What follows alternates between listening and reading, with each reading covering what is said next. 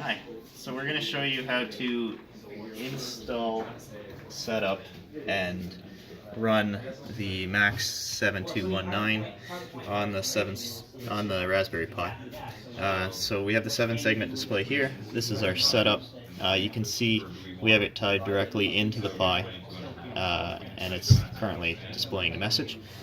To do that setup, we use this pin configuration. So the 7-segment display has 5 pins listed there, and you can see the corresponding Raspberry Pi pins that we tied them into, and we also display the pin numbers there as well. So with that setup, you can start using it. To use the 7-segment display, you're going to need to install the library.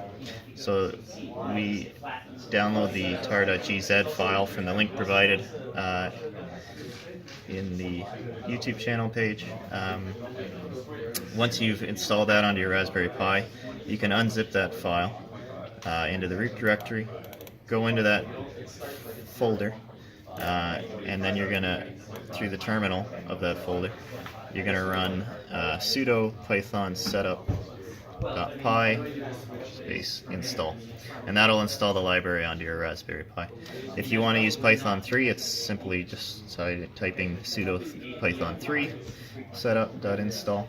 For our particular case, we used Python 2.7, so we will show that.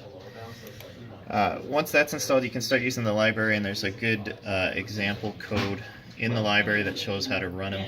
One thing we found with that example code was there was one function that wasn't working too well. So we took that code and spliced it out so we can run one function at a time. So the write test here, you can see it running down on the Raspberry Pi down here. So it's showing hello. We can do other things like clear the display. There, it's cleared. You can put the code back on.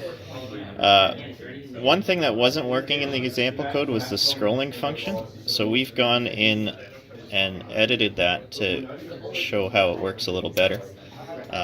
So this is our scrolling code. It's just setting up. This isn't actually the scroll function. The scroll function will come up right now.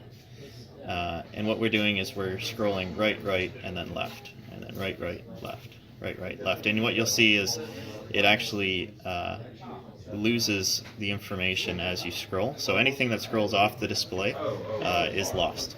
And what the code did before was basically display nothing.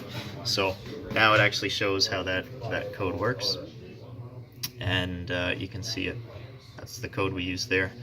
If you want to preserve the information, you have to do a bit more with your code and actually store the numbers in the Python code and make sure that you're always sending basically just 8 digits into the functionality of the 7-segment display. So that's it.